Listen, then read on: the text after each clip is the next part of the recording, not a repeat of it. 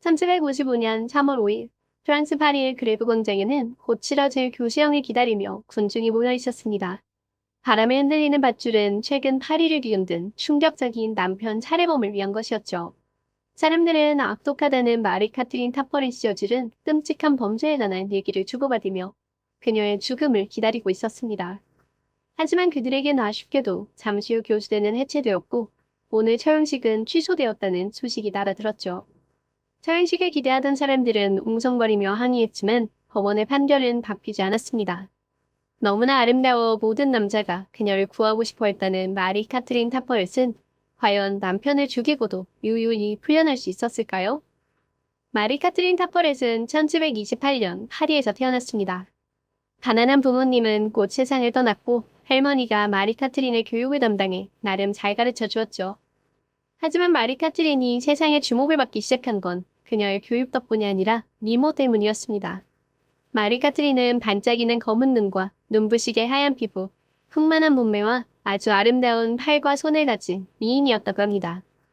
영상에 계속 나올 마리 카트린의 그림은 실물에 비하면 못생기게 그려졌다고 해요. 곧 마리 카트린은 구애하는 수많은 남자 사이에서 남편감을 골랐습니다. 마리 카트린과 결혼한 남자는 루이 알렉산드르 레콤바로 건축가였죠. 두 사람은 한동안 행복하게 지냈지만 얼마 지나지 않아 돈이 빠르게 떨어지기 시작했습니다. 예쁘고 인기도 많은 마리도 코가 비뚤어지게 술 마시기를 즐기는 루이도 돈을 흥청망청 써댔기 때문이었죠.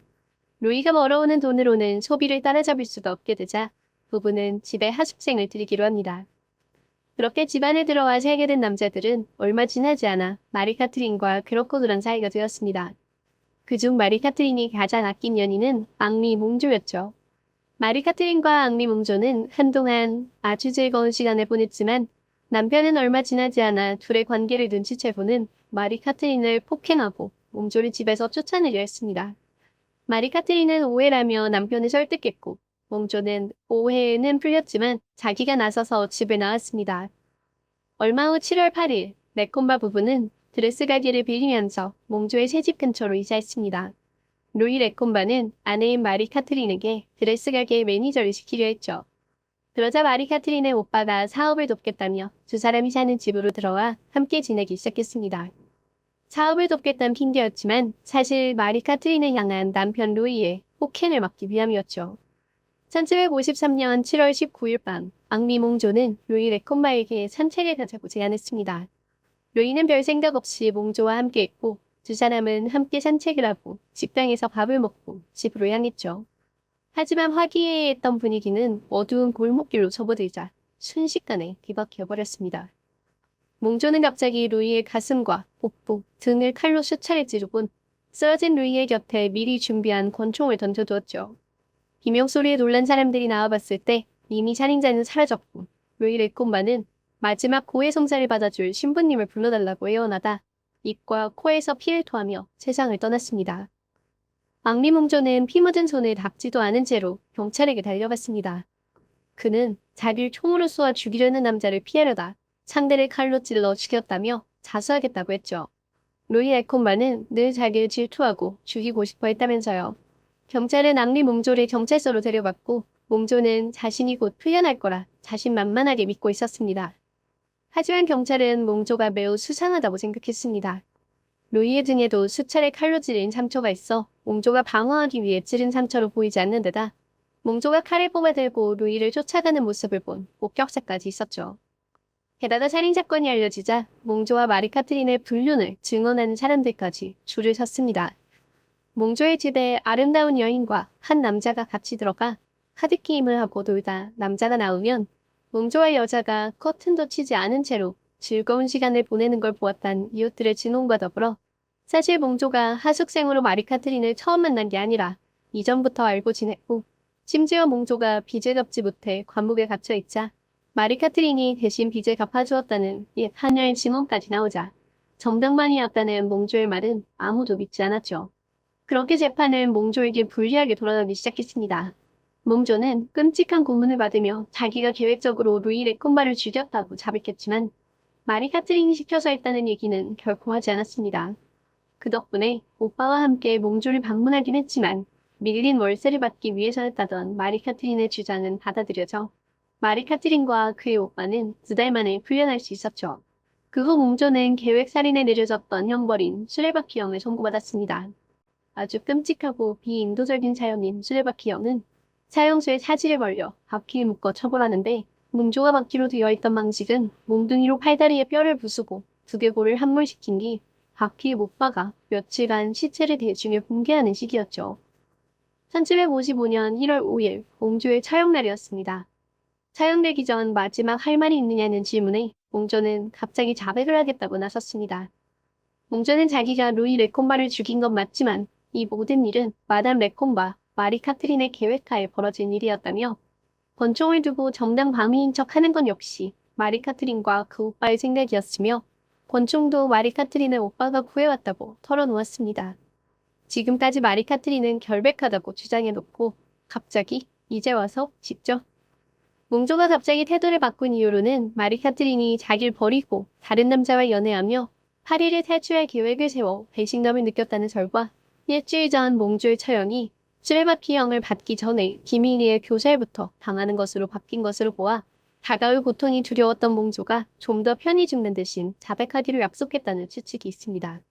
이유가 무엇이었든 마리 카트린은 자유로워지기 직전에 몽조의 자백으로 감옥으로 끌려가게 되었죠. 마리 카트린의 오빠는 저번에 풀려났을 때 이미 달아났기에 찾을 수 없었습니다.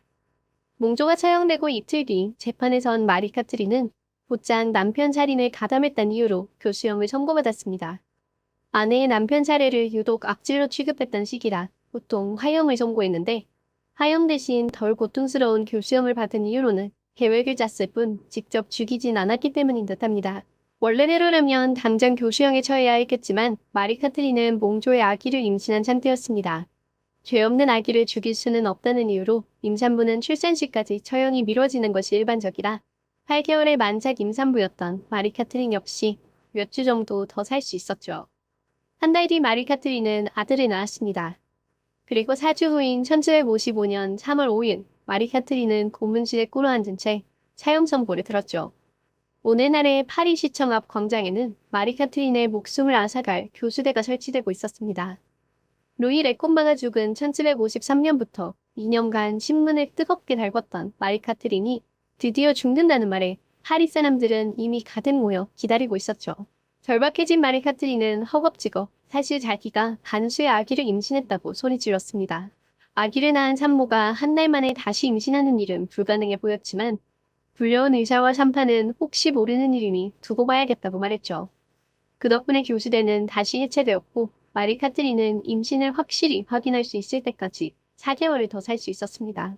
그동안 마리 카트린의 간방은 누구든 구경할 수 있게 붕괴되었기에 사람들은 프랑스에서 가장 예쁘다는 남편 살인마를 구경하러 매일같이 모여들었습니다.